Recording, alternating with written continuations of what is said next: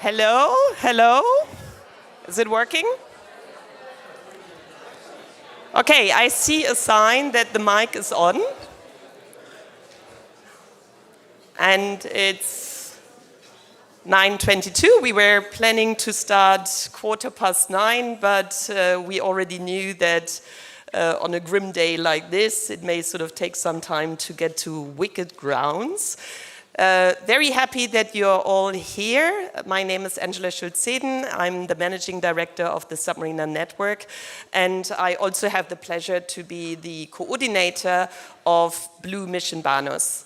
And I think we have exciting 2 days in front of us, and with this opening session, we actually want to set the scene for the 2 days to come, for the 24 workshops to come, and to tune you into this whole mission business and why you are here, and what we want to achieve when we are sort of meeting back, hopefully, tomorrow at 15:45 in order to vote on the roadmap for mission deployment actions in the North Sea.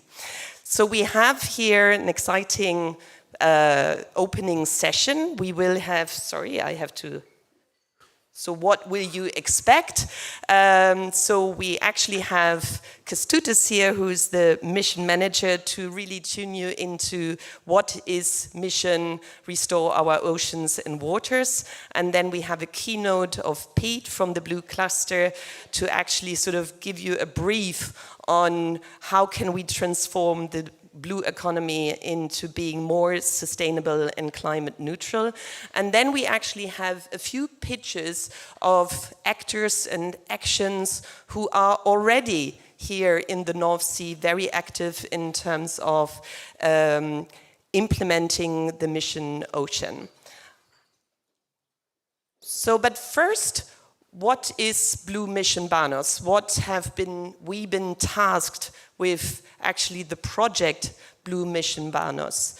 So we, 1.5 years ago, almost 2 years ago, we started off, and actually our mission was to really identify actors and actions to inspire stakeholders and to engage them to really sort of take the actions and the right actions in order to implement the mission Ocean so that we can achieve its objectives, which here in the North Sea are sort of tuned especially in terms of achieving the transformation into a carbon neutral, circular blue economy, but of course also to meet the two very important other objectives in terms of increasing the biodiversity and reducing the pollution to the oceans and the waters.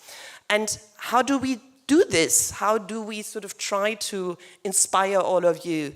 Is actually that we are going through innovation cycles. This is the BlueMissionBANOS Arena number 3, because we have already been having an arena in Gothenburg and in April this year in Riga.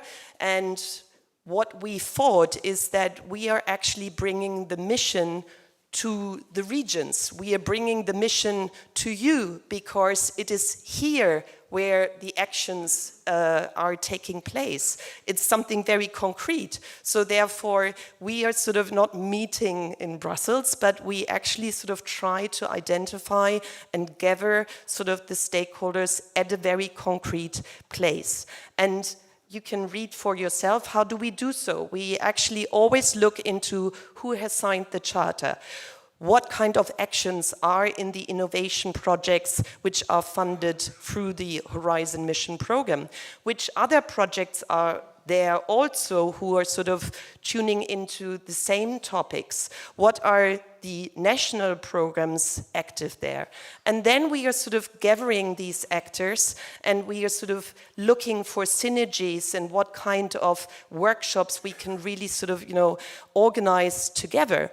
and then sort of set up a program with action points we want to discuss. So it's not single projects which are meeting here, but we are really sort of trying to bring you together in order to connect the actors.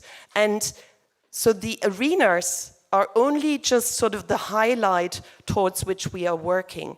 And this is now only the accumulation point. We actually met in Ostende in May in order to kick off the innovation cycle here for the North Sea.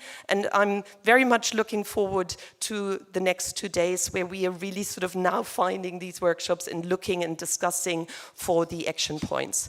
And that is then, however, not the end to it. What we are trying to do with these innovation cycles is that tomorrow we are really meeting back and define and vote and prioritize on the roadmap for deployment of the mission in the North Sea, which is then again guiding sort of the next actions, the phase 2 of the mission Ocean. And what I would like to also highlight and actually thank you here is that this event is organized by BlueMissionBANOS, but I think it is already an achievement in itself that we have really achieved sort of to get this crowdfunding. We would not have been able to finance this kind of event on our own. And here, really a big thanks into the room to all the projects, to all the institutions, to all the initiatives who have really said, you know, we actually also fund, we give our share in order to organize this workshop. And this is, I think, really a new concept in itself that we already achieved here, sort of this innovative way of organizing these type of events. So thanks to all who are here now in terms of these logos that you contributed. So what are the 7 themes we sort of, have identified for the North Sea, and which of course also are in the mission implementation report. Of course, we are North Sea, so it's all about wind, offshore wind.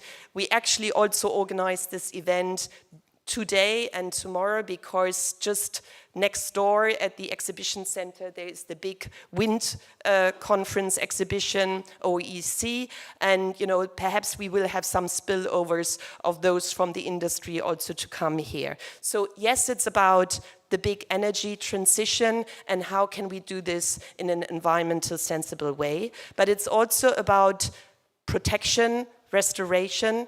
It is about the blue bioresources. What is multi-use? What is the second use to be done in an offshore wind park? But it's then also about education, about blue skills. Who are sort of the new forces we need? It's about the governance structure. It's about citizen engagement. And yes, I think the last weeks have shown it. It's also a relatively new theme which has come into play. How can we secure this kind of transformation? So security, of course, nowadays is also, unfortunately, a new topic we have to look at. And with around these themes, we have these 24 workshops. And you see it in your program already that over the past months, these groups of people who are organizing these workshops have sit together and they have come up with the action points they think are the most important to take place and to be implemented in phase 2 of the mission. But these may not be the action points we will vote on tomorrow, because this is why we have this event here, that during the workshops you may come up with new solutions, you may come up with other actions which are even more important. So we expect these action points to transform a little bit, to be adapted, to be sort of amended, and then you will have the chance to get your priority actions, because this is ultimately what politicians have to do in times of reducing resources, that you have to prioritize. I know that all of us would like to do everything at the same time with lots of, funds, but this is unfortunately also not always possible. So we have to prioritize, and this is a little bit our democracy voting we have here. And with that, I would like to welcome and at the same time already thank you, to say a thank you, because in case some of you may not be here tomorrow. So you saw sort of the other regional roadmaps, and they were always these beauties. So we actually always have for each arena a new visual recorder who is sort of supporting us. Jerome, can you perhaps stand up? So don't be surprised that somebody is sort of sitting there and, you know, drawing nice pictures.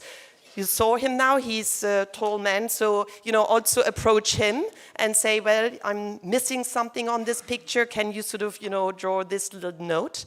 Then we do have Delphine, Delphine is here. That is also sort of, if you want to remember to which event you came, you will actually sort of, you know, after the event, we will sort of send around a questionnaire, and if you answer the questionnaire in terms of evaluating the event, then you will also have access to surely very nice photos of yourself or your colleagues. With that, I would also like to stress, yes, you can take your notes, etc., but you know, the missions and the mission arenas are very well documented. So we have rapporteurs, we have note takers, all the PowerPoints, all the workshop discussions, etc. They will be sort of, you know, documented very fast. So you will actually have access to all the discussion points, etc., within 2 weeks' time on the BlueMissionBANOS website. And with that, I would also like to thank the North Sea partners of BlueMissionBANOS, without whom it would have not been possible to organize this event, especially RVO, Marjolein, and the Blue Cluster, Marijn and Kinney, Vlis, Matthias is here, our colleagues from SDU, the colleagues from ISIS, from DTU. It would have not been possible to have this event organized without you. And with that, I would like to give the word to our keynote speakers, Kęstutis. Thanks, sir.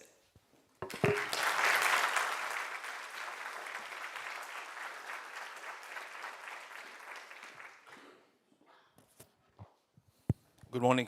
Thank you, Angela, for introduction, but even more so to you, to your colleagues, to everybody who's organized the event, brought everybody together. It's not the first time. You already had those in Riga, in Göteborg, in Sweden. I missed out on those, even though I delivered a video speech on one of them, but it's never like coming physically to meet you and to see you. And what you are doing here is very symbolic of what the Mission Ocean and Waters is trying to do, that is really bringing everybody together for different kind of actions, for looking for new solutions, for innovation. And this is what I would like to do with you, is just to run through very quickly of what we have achieved so far with the Ocean Mission and Waters over the last 3 years, because we are way ahead of probably our times, but then there's still a lot that needs to be done there. When it comes, for example, to the funding, because we know that everything comes down in the end to the money, the mission itself has already has dispersed 370 million euro from our research and innovation program for 67 research and innovation projects already. And the projects that are submitted for 24 are being evaluated, and the program for next year of 124 million euros will be prepared also very soon. And each of these, of course, projects are very important because they all either enhance biodiversity, reduce pollution, restore our oceans and waters, create new types of the carbon-free circular blue economy, and they collectively contribute to the healthier oceans and our seas. And many of these projects also, of course, promote the science-to-people approach, which is really at the core of the mission. All across Europe, we have managed already to set up 112 demonstration sites. And this is important because once something is tested and demonstrated in one place, can be probably scaled up and tested elsewhere so that we reach the scales. And that is one of the essences of the mission. We have established the 4 lighthouses the Mediterranean, Atlantic, and Arctic, the Black Sea and Danube, and of course, North Sea and the Baltic Sea, and this is where we are right now.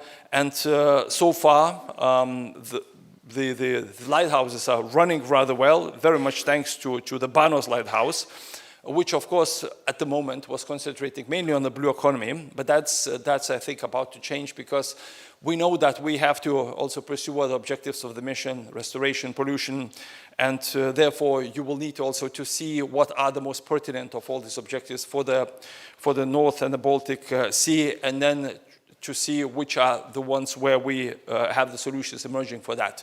Coming to the solutions and the new techniques, one of the big things from the mission was the digital twin ocean.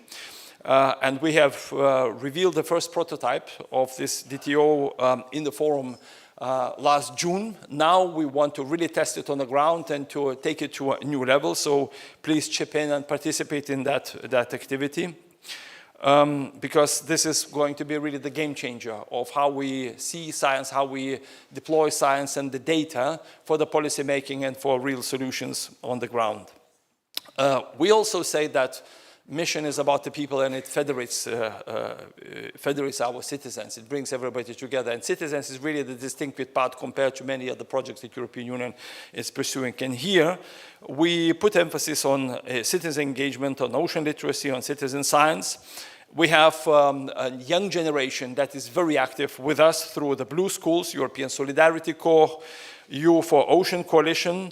We have hundreds of schools that are part of our network. The network is growing, and I have to say that when I meet both the school children and the teachers, for me these are some of the most dynamic parts of our community, very dedicated and very creative, I have to say. We also have helped Europeanize the other actors from the civil society, the Plastics Pirates, who in fact preceded the mission there, but we have seen the major opportunity there, so we see that if we take it at the European level, it will really make a dent there, and this is what we're trying to help them. One of our ways how to bring people together and to show to each other what we're doing and what can be done is through the mission charter. And so far, it has attracted more than 1,000 applicants. We have accepted 700 because we have to filter out a bit there, which is a worth of total of more than 6 billion euros. So the activity from the people who have come together and are showing what they're doing for the oceans and the waters is enormous. The community is growing. So for me, it was very good to see symbolic passing through the 1,000 of the applicants. But if you are not part of the charter, please join it, because it opens up new opportunities for you. The other topic which is very important to us is the restoration, of course, and we try to do that through the Blue Parks community, which is growing because Europe is committed to protecting 30% of our nature and strictly protect 10% of our seas by 2030. That community has been established several years ago, but it's growing right now. It now counts 90 members, and we know that after the big events, international events in Cali this time for biodiversity, also with the European law for the nature restoration, which is really coming into force, we have to look for new innovative ways how we can protect the nature, and the mission can really help, and you yourselves can really help in doing that. There have been a number of workshops. The next one is coming during the European Ocean Days in March in 25 in Brussels. If you're part of that, please participate in it. The other concept for us is the associated regions. Again, leaving no one behind, making sure that all the regions talk to each other, share the best experience.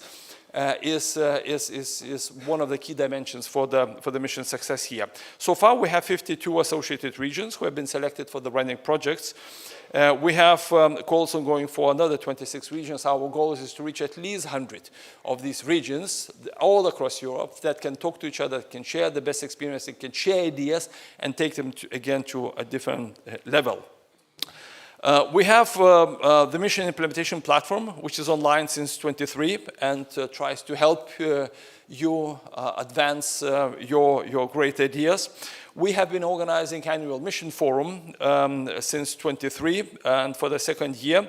It will be a part of a larger whole, what we call the European Ocean Days. The day for Mission Forum is 4th of March in Brussels next year, so please put it in your agendas and join that event, which will be, of course, surrounded by many other relevant ocean events, so it will not be only the mission itself, but will allow you to network and to get ideas what happens elsewhere. The other scheme that we are very happy about, it was the Blue Champions. It was launched at the end of last year in collaboration with European Investment Bank, and the idea is to identify the high-growth, top-class enterprises and entrepreneurs who can contribute to the mission. We have selected 20 of those. Some of them, they call themselves Teslas of the ocean. And I think that probably is the understatement, because the ideas that they are doing are absolutely fantastic. They're worth every cent that we put into that, but they deserve, I think, billions of the crowding funds, of the bank funds, of the financial funds in order for them to scale up. So really huge advancements in the blue economy sector through entrepreneurs. The other novelty that we started last year was the transition agendas, and that is, the idea of that is to see what communities want to go through the changes helpful for the ocean and the waters, and where they need some help for that.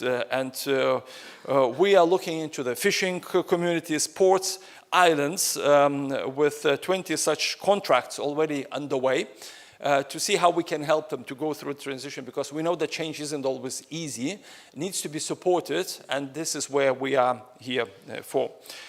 When it comes to the mission itself, we also need to be sure that it's not only funded through the research and innovation funds, but also attracts the other monies. And we know now that we have managed to align pretty well the national programs under the European Maritime Fisheries and Aquaculture Fund, with 26 out of 27 member states explicitly referring to the mission in their operational programs and 17 in their partnership agreements. And we also want to be sure, and we found some relevance of nearly 12 billion euros in the recovery and resilience funds, which are being disbursed now as we speak, and very important that they also work for the oceans and the waters. So we can see that a lot has been done, but it's only the beginning. It's only the beginning of the journey. We have set up the structures, we have gathered together, we have started the mechanism, but the mechanism really needs to deliver. And that is why we have looked into what else needs to be done. And not surprisingly, there are three things that come up. One of them is a political steer. We need to be sure that not only ourselves we do all these things, but also our politicians elected, whether it's members of the parliaments, members of European parliaments, the commissioners, the ministers, the mayors, all the political leaders. They really take the oceans and the water serious, and they help us achieve those goals. The other is, of course, the funding, because no matter how much we try to fund through European Union funds, there will never be enough, and we need a lot more of that funding, of those resources to come in there. So we have to look for what else is happening out there, who is ready to put their funds and the money for the ocean, so that we can really make that difference. And the third one, we still need more citizens, and we still need more stakeholders engagement. We have a good community, but oceans are big, and it requires a bigger part of the society to join in. So please feel free to drag into this enterprise anybody else who has any affections for the ocean and the waters, and you feel that can contribute to that. So what is happening right now at the European Union level? Well, tomorrow, hopefully, European Parliament will vote a new Commission, which will start on the 1st of December with new political programs, but I can assure you that the ocean is still in the agenda. Because the political guidelines for the next Commission clearly show that we have to put emphasis on sustainability, competitiveness, and governance of all our aquatic resources.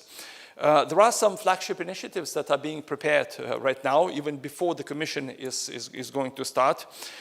We know about the water resilience strategy that was already announced at the beginning of the year, and we know after so many floods, after so many natural disasters, that we absolutely have to increase our resilience when it comes to the water, and we have to prepare for that.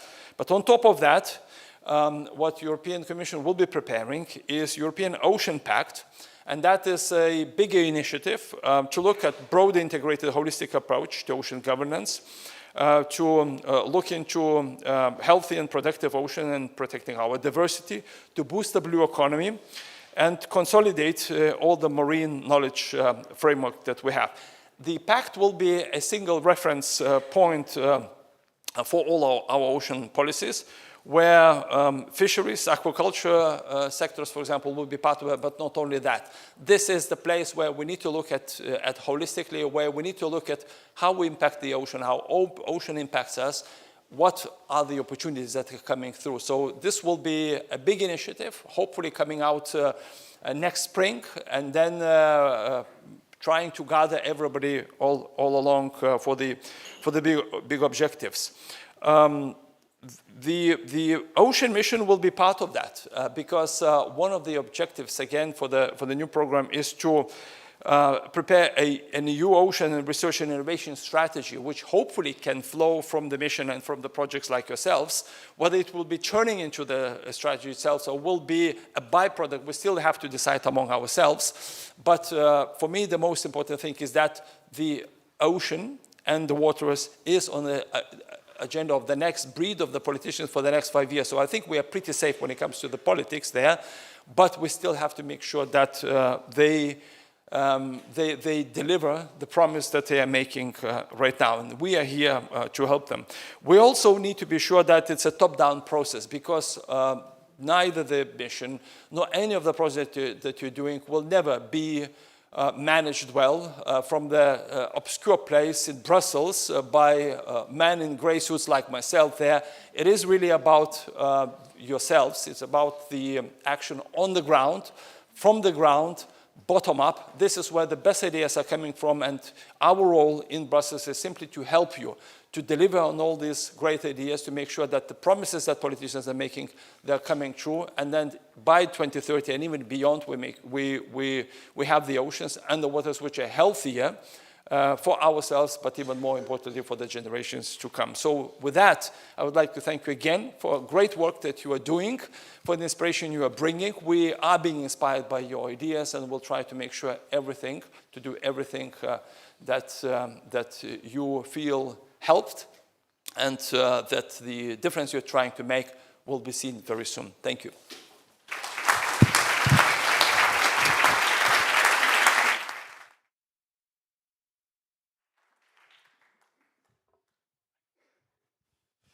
Good morning. Thank you. That was already a fast introduction with a lot of initiatives going on. Good morning, everybody. It's an honor and pleasure to be here. Thank you, Angela, for the opportunity here. In the coming 10 minutes, I will take you and try to give you a small glimpse of the future. Where are we going to on the blue economy? Okay.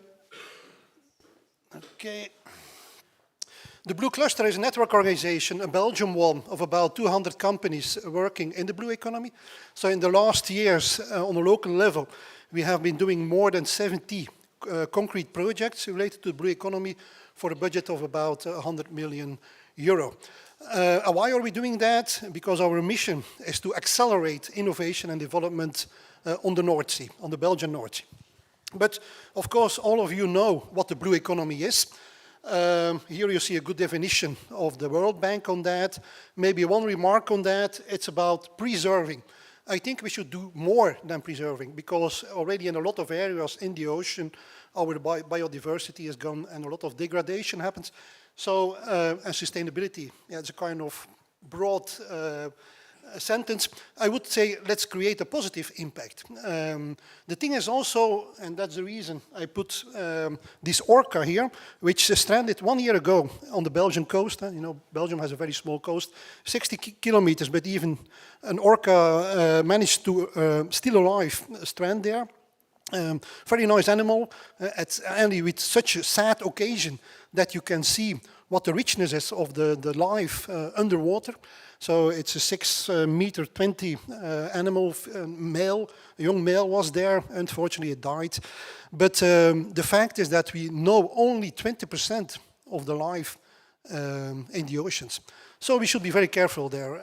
On the other hand, I think we have a big opportunity, probably once a lifetime or more than that, to build a new economy in the sea, on the ocean, with a positive impact. So having a positive impact on the ecosystem, on the biodiversity, but also on the society, while we can build economic activities.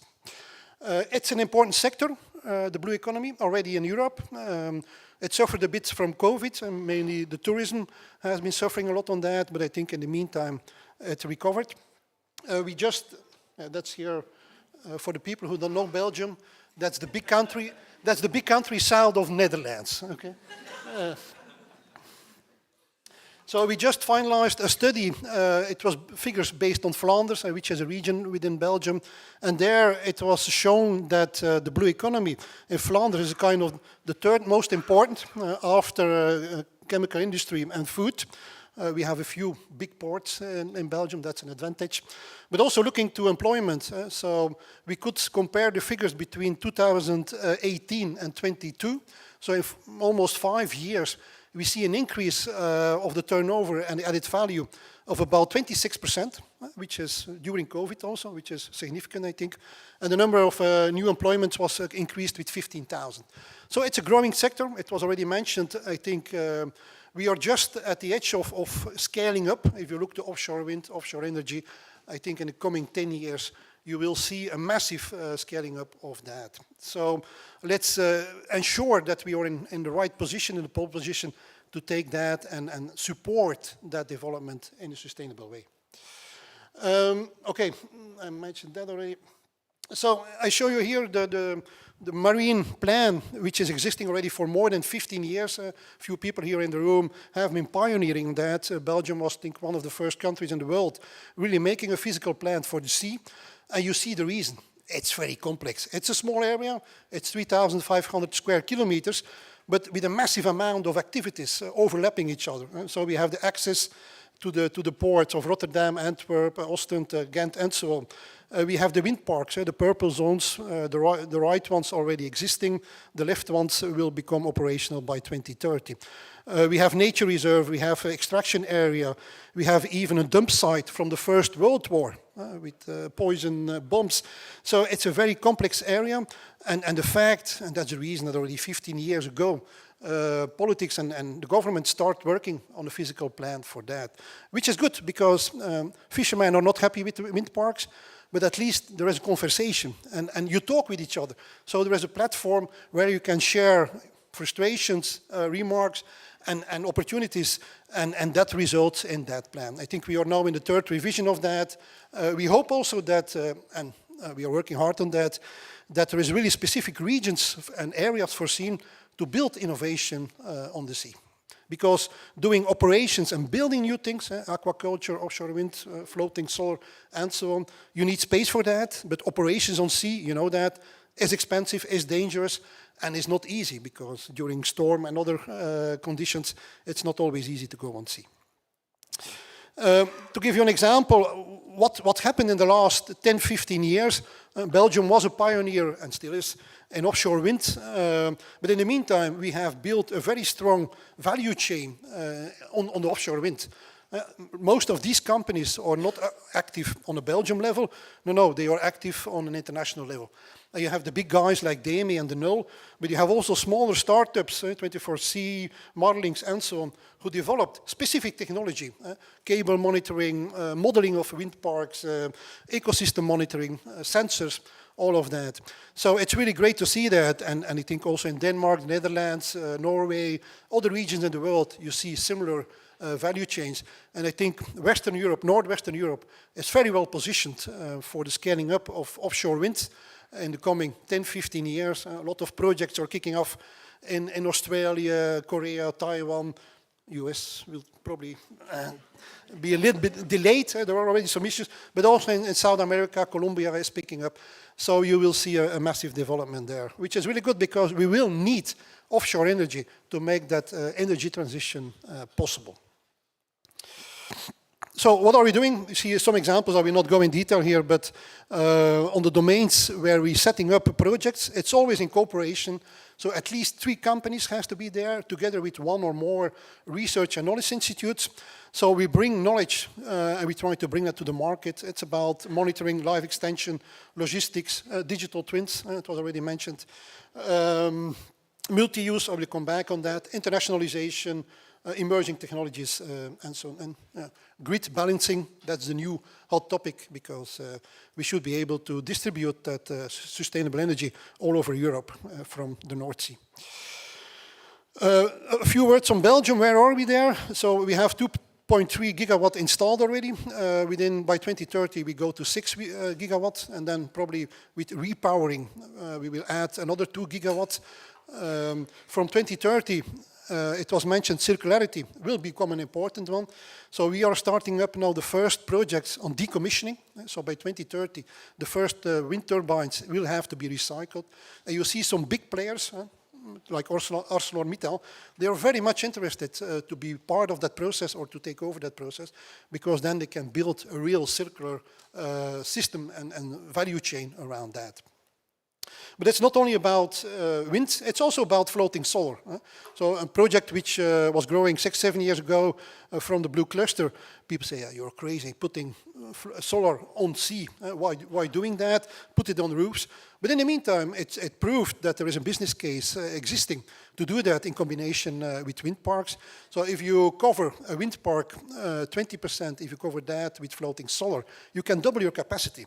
So if your wind park is 1 gigawatt and you add solar to that, you can go to 2 gigawatts, which has a lot of advantages, because you can share your infrastructure, your cables, your substations, and so on. Of course, the big challenge here is it's not the floating solars, because they come in very cheap from China, but there's of course the floating structure itself, which should be built there. Another one where Belgium is pioneering is building an energy island, an artificial energy island, so for the new wind parks. So instead of building different substations, the decision was taken to build one bigger energy island of about 25 hectares. 6 hectares of that will be operational. Very innovative. It's nice to see where 20 years ago innovation was coming from land to sea. So they literally took a wind turbine from land and put it in the sea. You see another way around now. Innovation is coming from the sea to land, because it's more technical, but like DC, direct current cables and transmission will happen. And that will have an impact that's not existing yet in such extent on land. That will have impact on the network on land. But the nice thing about having that artificial island is that for the first time on such a scale, nature-inclusive design has been or will be implemented. They're still building the islands. The cost is rising, but okay.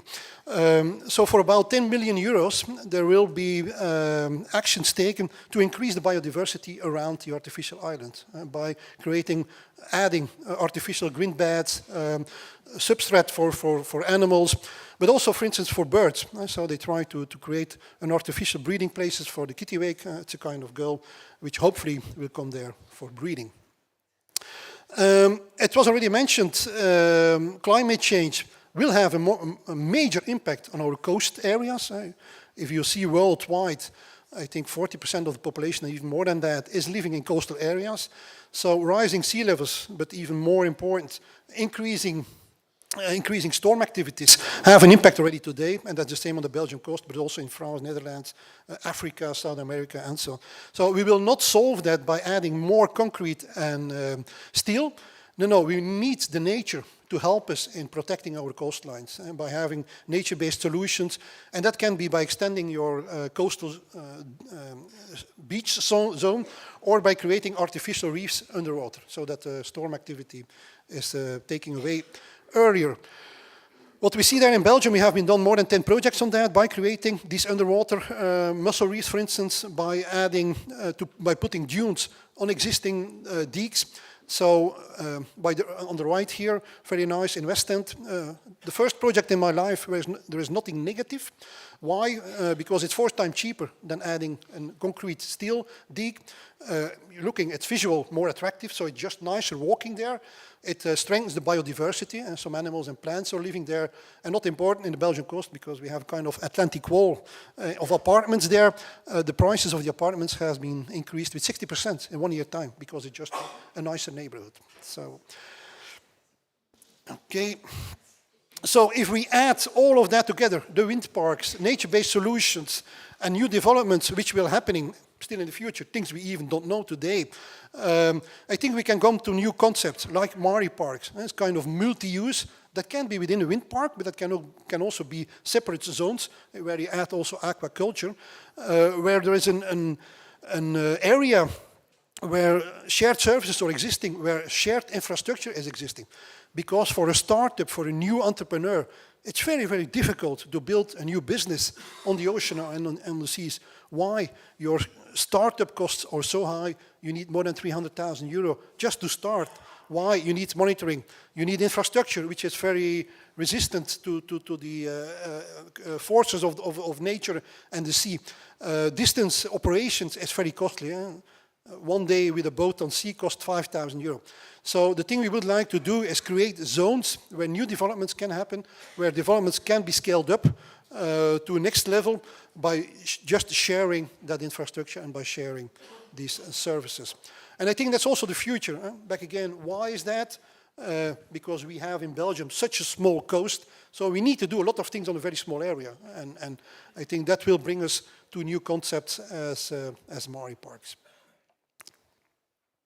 Okay, and of course, I will not go too much in detail here, but new emerging technologies like automation, remote controlled shipping and all of that will push that, having training of people onshore and not only offshore.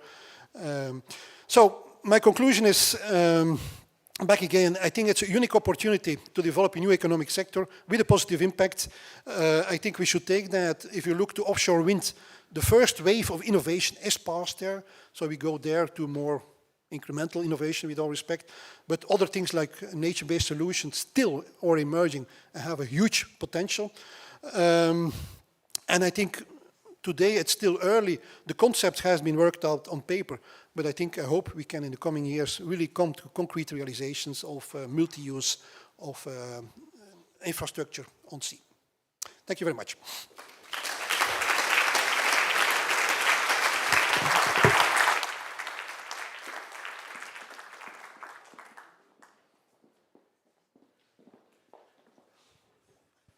And with that, I would like to sort of ask my panelists now to sort of come up to stage, because we wanted to now sort of give you a very quick pitch of actors, actions who are really, already implementing mission actions in the North Sea.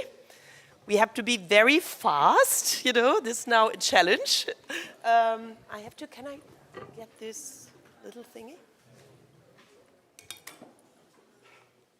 Okay.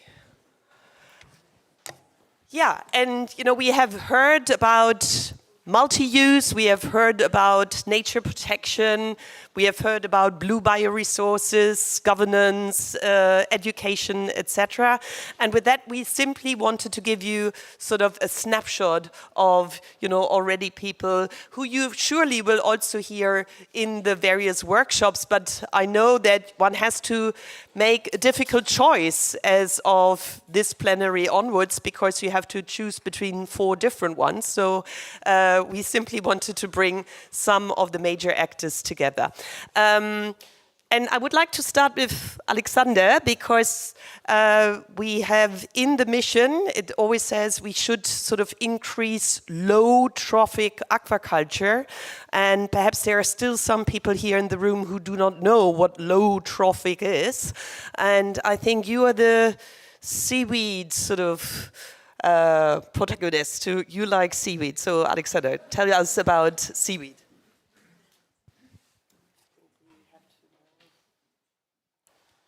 Thank you. Hello. In Europe, we are standing at an injunction with a very clearly different before and after state.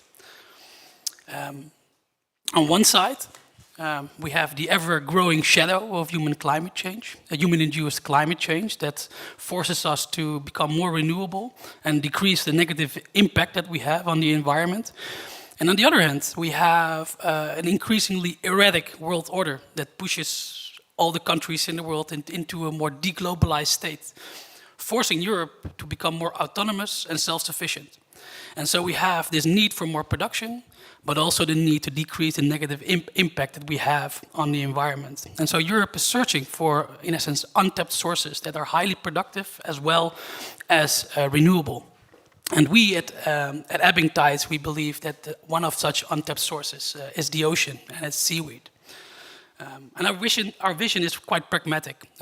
We want to rewild the coastlines of Europe, and by doing so, enable the seaweed industry to grow, to mature, and to thrive, and all catalyzed by the offshore industries that are now already taking place.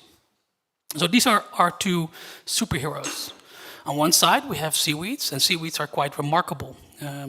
Seaweeds are highly renewable, highly productive.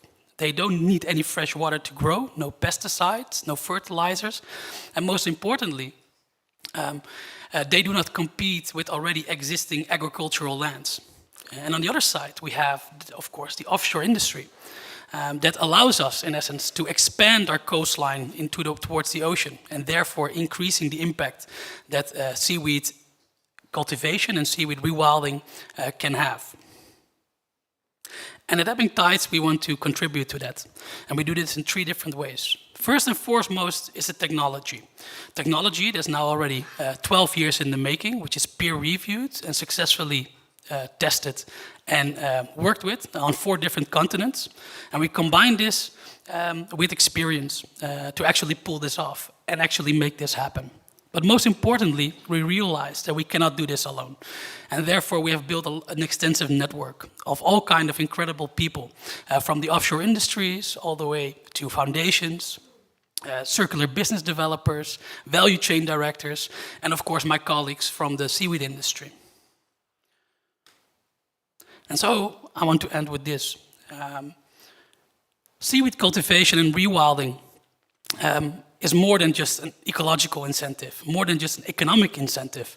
In my opinion, it represents hope, because it shows us that we can do more than just extract from the world. We can also give back. And I want to challenge you guys, let's just fight fire with seawater. And together, let's uncover the regenerative potential that lies below the surface. Thank you very much.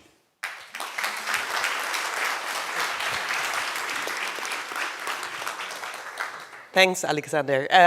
We have other speakers, so just one question, and then we will see whether we can have a discussion later on. So yeah, seaweed, algae. I think in terms of the young ones, or perhaps I live in my own bubble, but I mean, algae is everywhere, and everybody wants to, have algae fiber, eat algae, etc. But still, I see that there are challenges to the industry in Europe. So it's not so easy to have a thriving seaweed farm in Europe. Why is that so, Alexander? What is the challenge?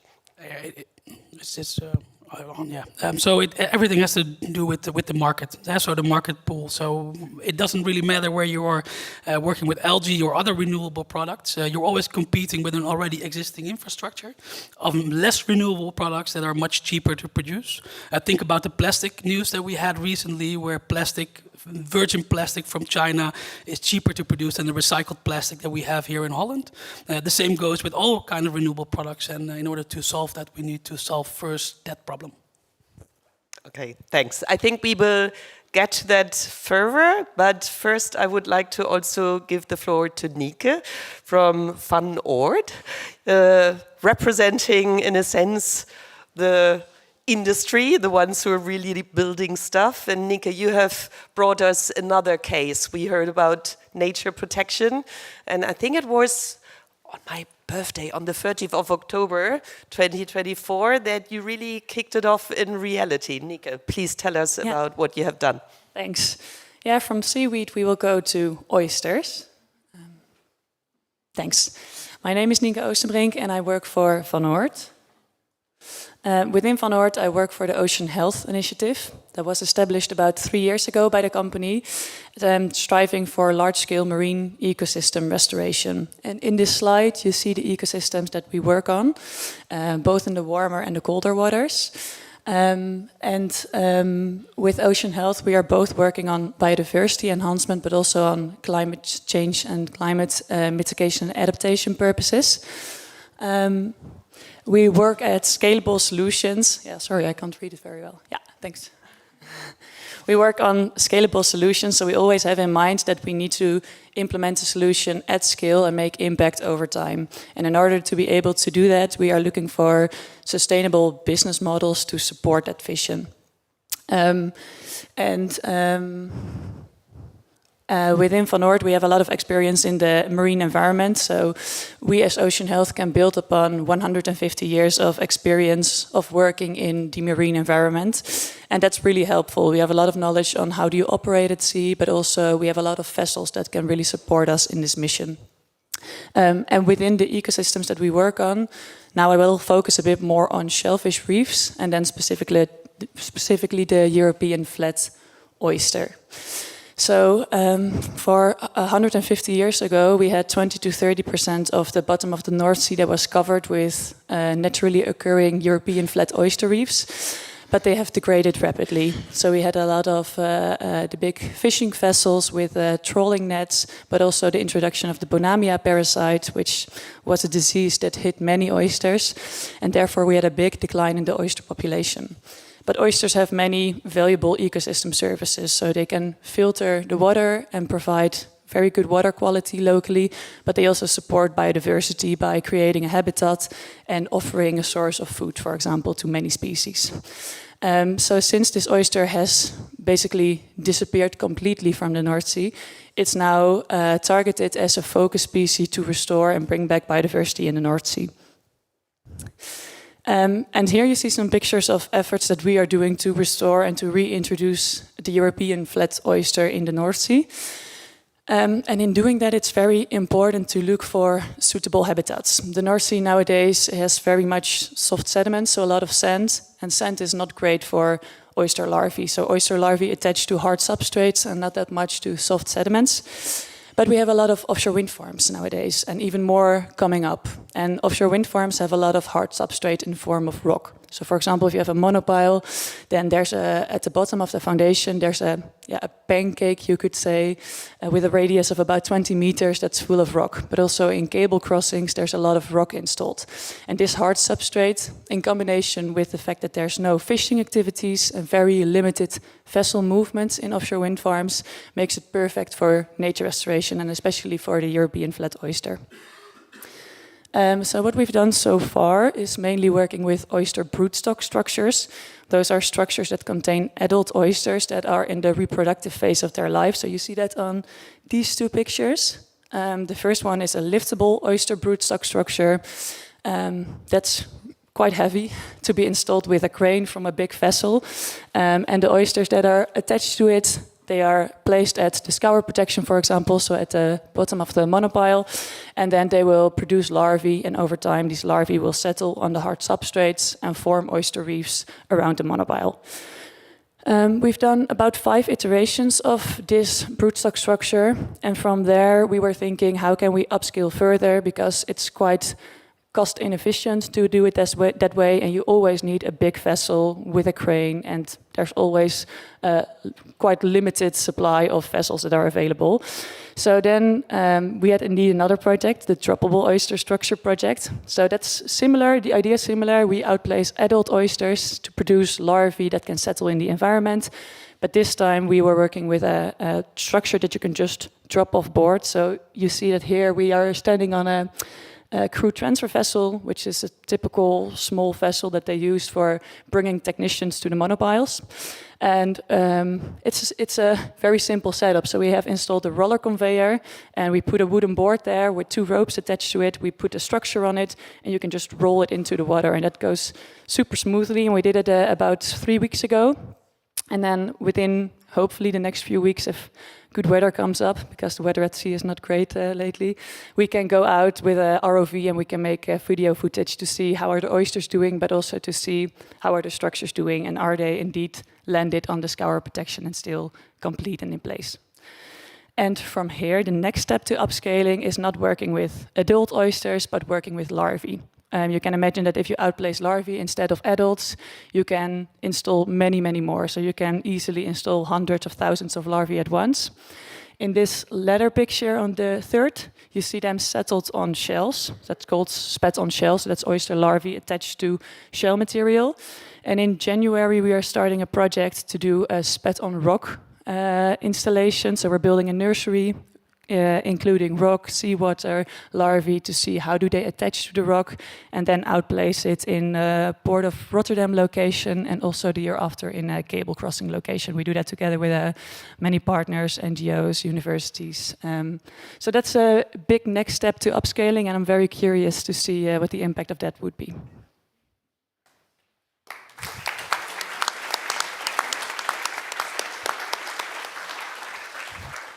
Thanks, Nienke. Yeah, I mean, we have plenty of workshops on multi-use and how to combine offshore wind. Can we do it in an environmental friendly way? So I don't want to sort of preempt all the discussions, but nevertheless, you know, from a technical point, you have showed it now. Normally, sort of companies are not doing this completely on a voluntary basis. I mean, what is the cost behind it, and what made? I mean, it's no secret that this was with Ørsted. So, what inspired Ørsted to sort of, you know, do this action in terms of oyster restoration? Was it anything to do with tender specifications in the Netherlands? What was sort of the reason? Yeah. This was indeed the second picture was a project with Ørsted. It was outplaced at Borsele Wind Farm, and Ørsted has a mission to be a biodiversity positive. So therefore, they invested in these type of initiatives.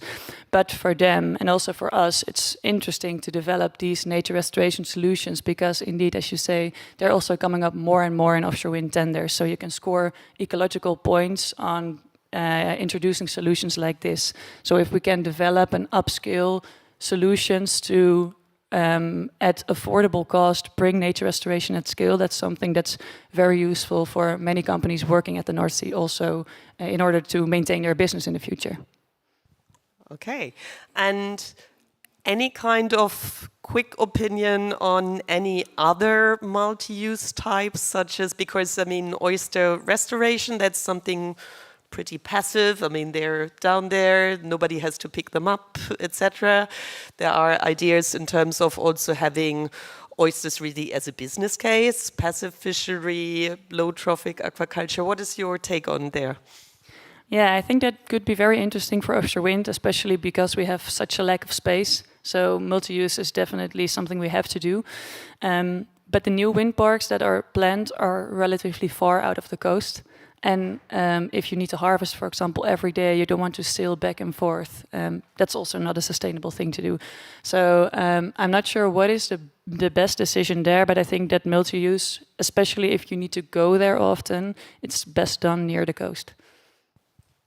Okay, thanks. Because I heard in terms of, you know, here we are in Amsterdam, but in Belgium, we heard about the Princess Island and that it's nature inclusive design, but that the tenders for the offshore wind parks, that they had no criteria which was attached to multi-use or nature protection. So I wonder what this makes in terms of differences.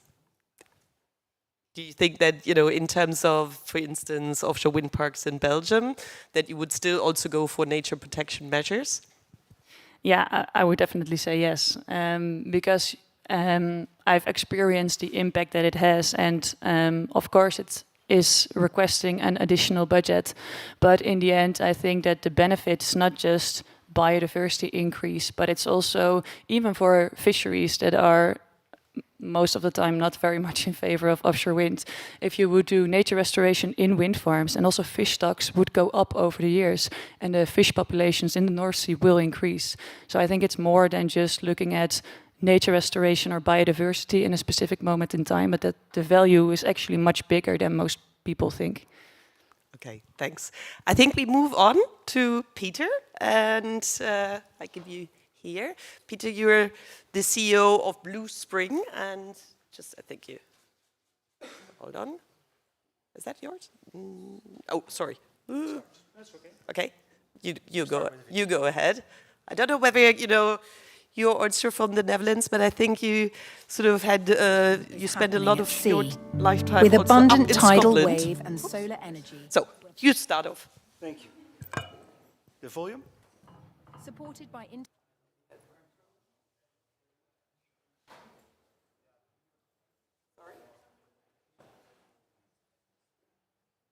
Welcome to Offshore for Shore, where the energy transition is happening at sea. With abundant tidal wave and solar energy, we're paving the way to a brighter carbon-neutral Europe. Supported by Interreg Flanders Netherlands, we aim to achieve a robust and secure energy supply. 15 organizations are working together to develop 3 physical pilot projects and 2 digital twins.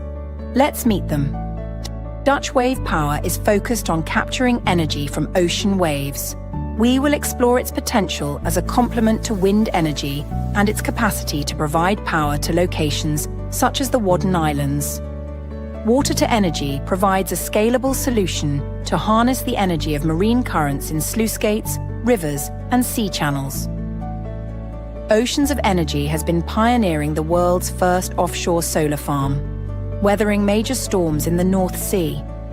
By integrating offshore solar with offshore wind, we increase energy production, improve the energy profile, while making more efficient use of sea space. The project also includes 2 advanced digital twin models. Flask simulates offshore energy storage, exploring ways to store excess energy generated at sea.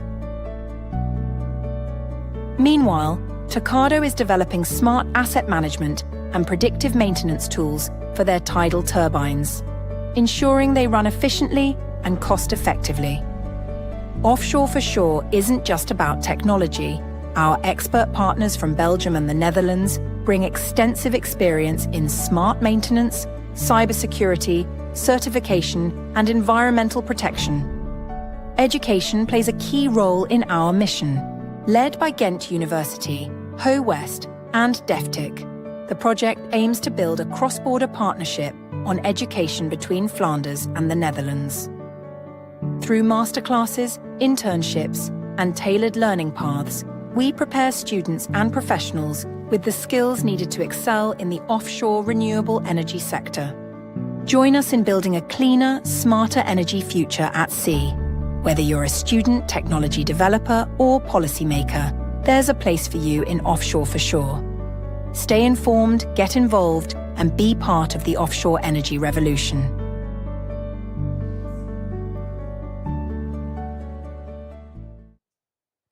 That was a video to start with. Welcome to... And we don't repeat it again. If we could harvest all the energy of our oceans, we would not have an energy problem. Our Atlantic coasts, from Portugal to Ireland, hold vast resource of wave energy.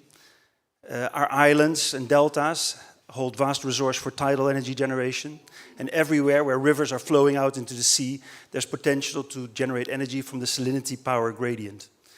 And around the equator and the Mediterranean, there's huge potential, not only for offshore solar, but also for ocean thermal energy conversion. And so the energy transition that is happening at sea, the coming decades, holds a huge opportunity for innovation and funding to improve the health of our oceans. Since my early days in Glasgow, in Scotland, I've been dedicating my career to advancing offshore renewable energy technologies.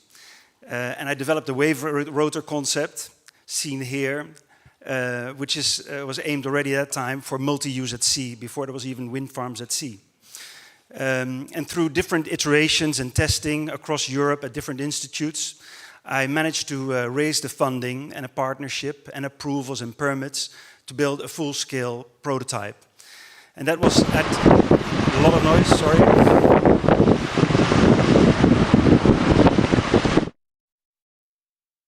And that was just to wake you up. This was at a jetty of Total Energies. And already then I realized how important it is to work with the offshore sector to reduce and mitigate risk. And actually through this project, I managed to sell off the IP and the technologies to an offshore contractor. And after that, I set up Blue Spring in order to help other technology developers get the same access to funding and partnerships in order to demonstrate their technology at water. In other words, to get the steel wet. And one of the flagship projects was the Tacardo turbines in the Eastern Scheldt storm surge barrier. And it was really an example of climate mitigation meets climate adaptation. We're generating electricity and energy from the most sensitive areas actually in the Netherlands, which keep our feet dry. And of course, the impact on the environment is crucial. And so together with Deltares, who are here, and with Wageningen Marine Research, the TU Delft, and with University of Utrecht, we did a holistic approach to investigate for multi-years all the impacts on sea mammals, seabed protection, the intertidal flats that were there, and even the subsequent impact potentially on migrating birds. And from that project and all other projects that I've seen to date, I can really testify that the impacts on environment are minimal, and that is a very good predictory for future integration at larger scale. We have to keep monitoring that, of course, and proving that. And an important way to achieve consensus and to build trust is, of course, to meet each other, and that's at the core approach of our projects, is to bring industry and research and policymakers together to leverage funding, to get large corporates behind projects, and to make sure that the right incentives are included in the next tenders and in the next policy and funding programs. So our seas hold huge potential for energy, food security, as we heard in the previous presentations, and also coastal resilience, as we heard from the presentation from Blauw Cluster.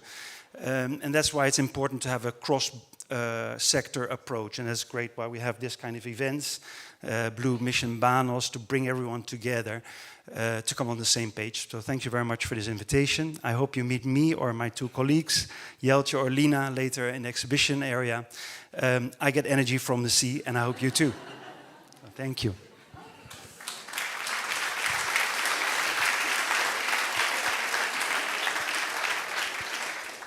Thank you, Peter. I think you said it almost all already, but nevertheless, two questions also to you. I know that you are very active also in education and sort of blue skills. What kind of new skills do you think are required in order to have this transformation, making it happen? Well, if we're talking about the environment, then of course it is the analysis of impacts that these projects potentially create. So a very important area is looking at underwater acoustics of these devices. Do they make noise, and what is the impact on them?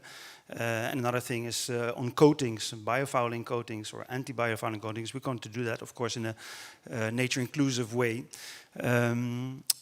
So yeah, research into that, and yeah, the offshore industry needs also to sort of reskill, and we see that they're already getting involved in these projects. So there's a lot of sort of awareness necessary about what these technologies can mean. Yeah. And in terms of the important steps to get from a project, I think you mentioned here two Interreg projects. So to get from project stage to really implementation stage, so to take on or to get the take on by industry, by governments, what do you think is sort of the most important step in between from project to sort of implementation? Well, to reduce the timeline for funding. This is a huge bottleneck, Because basically the future that we're thinking of is happening today. Today we're making the plans for over 10 years. And if it takes 1 year to get funding, then we lost 1 year. And that is one major bottleneck. But I hope with AI technology we can really reduce that time. Okay, thanks a lot. And with that, I would like to move to a very important partner also in our BlueMissionBANOS project, Bliss, one of our co-organizers also of this BlueMissionBANOS event. And to Matthias, we heard citizen engagement is actually also a key facilitator, an enabler in order to make this transformation happening. We have to get the engagement, the acceptance of citizens. We also have to get, by the way, the acceptance of taxpayers' money, etc. So, Matthias, what are you doing when it comes to citizen engagement? Yes, thank you. So I'm working indeed for the Flanders Marine Institute, VLIS. We are a research institute. We focus mainly on multidisciplinary research, but a lot of effort is also put into engaging with the wider public, because we think it's crucial, that knowledge building is crucial actually to get local support, and therefore really encourage citizens, but also students, to work with researchers, and yeah, we do this through various initiatives and events. As shown on the pictures, for example, we have a science festival called Zeker Weten, where we reach about 1,000 people. We had last weekend we had our National Science Day, where we also had between 1,000 and 2,000 participants. We have during these events, yeah, we have performances, there's art, there are talks, demonstrations of our work. We have a digital experience lab, etc. So we really try to show what marine science is all about, and reach not only adults but also the very young children. Next to that, we also, for example, try to inform coastal inhabitants through our magazines, where we have several, again, we have several magazines, and some of them have between 1,000 and 2,000 subscriptions, so we're very happy with that, and we're very happy to reach all these coastal inhabitants. Besides that, of course, we are a research institute, so we very much like to put our effort into citizen science. We have several projects that we're running, not alone, but also with European projects and local projects. One of our very successful events is the Big Seashell Survey, where together with between again 1,000 and 2,000 people, it's a one-day annual event, and during that day between 1,000 and 2,000 people come to our coastline together with their children, their parents, everyone who is willing to look for shells, collect them, count them, and identify them. I think last year or this year there were up to 50,000 shells collected and identified, so it's a huge scientific value. It's a stretch of about 400 kilometers, I guess that is now identified during that day. It's not only Belgium, it's also France and the Netherlands. So it's a very successful story, and people are always very happy to join these events. So that's a really nice example of citizen engagement. We also have smaller projects with, like for example, the Sea-Watch B, with a smaller group of people. It's about 20 people who get a training to do several surveys at our coast. We also are part of Plastic Pirates, for example, but also Coast Snap. Coast Snap is a project where citizens are encouraged to take a picture at a certain boot along the coastline, and by uploading those pictures to the Coast Snap platform, you get an indication of how the shoreline and our beaches are evolving through time. So it's also a very nice way to get valuable information. And then maybe lastly, we're also involved in the recreational sea fishing project, where together with recreational fishers, we collect, or we get their logbooks, so we get an idea of how many fish they catch. It's mainly anglers, so that's also very valuable information, because there is, of course, they are not obliged to report their catches. So this is just an example of all the possibilities and the things that VLIS does, but of course there is much more in citizen engagement that is possible, so I'm looking forward to hear more about that, of course, during the upcoming workshops. Okay, thanks, Matthias. And I think you also have a help desk on how to do citizen engagement. For whom is this help desk? Is it for researchers on how can they better do citizen engagement or citizen science, or who should use the help desk? Yeah, so the help desk is actually a collaboration with other Lighthouse CSAs, so it's not only BlueMissionBANOS, but it's also Prep for Blue, and it's for everyone who is interested in the Mission Ocean and want to know what it's all about, who is doing what, and where.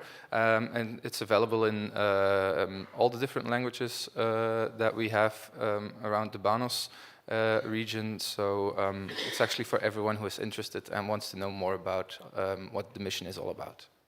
Okay, thanks a lot. I think we move on because, you know, we have one more speaker and we were talking about help desks. I think who has now sort of this little thingy? Okay, thanks. So we were talking already about help desks.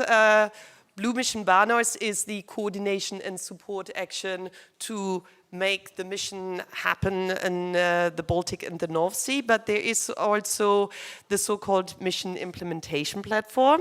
Thanks, Vineta, that you're here, who's sort of assisting the European Commission in sort of supporting the mission implementation on European scale. So, Vineta, your take on. Okay, thank you, Angela. Yes, my name is Vineta Goba.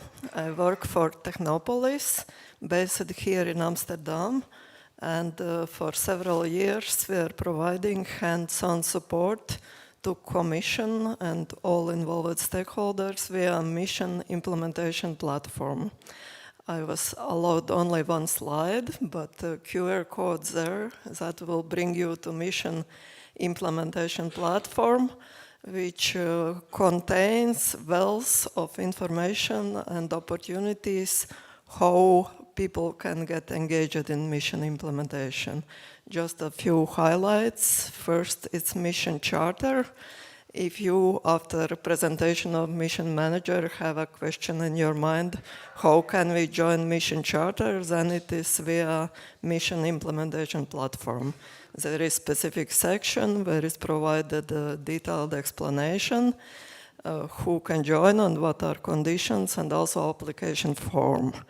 And also Mission Charter has its own help desk who can help applicants which are not sure or which need to improve a bit their presentation to apply for charter actions.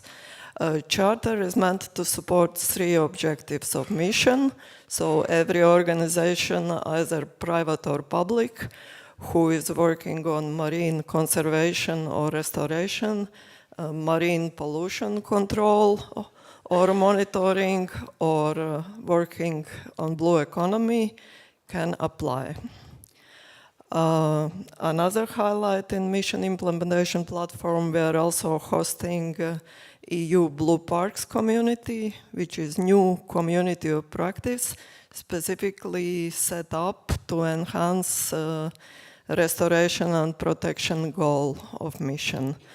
And Blue Parks community is currently already nearly 100 actors, and community is growing. We are holding 2 workshops per year, where people can get very up-to-date and innovative information about policy developments, best practices, and solutions. Also, important thing to mention, not directly part of mission implementation platform, but we have information on front page. There is currently a call for technical assistance for communities of actors involved in mission implementation, where port, fishery communities and island communities can get direct support and feasibility studies for projects they are developing. The call is open till 13th of December. So I invite everybody who has some activity or project in mind to have a look and consider if you would need some support for your project. Yeah, and just to finish off, me and my colleagues will be around in exhibition area for a whole 2 days, and we're happy to explain more about any of these elements and to provide you more information. Thank you. Yeah, thanks, Vineta. And indeed, please, sign the charter. It's a political statement, and, human beings do not live on the sea. And, there are other missions, like the climate mission, the cancer mission, cities mission, etc.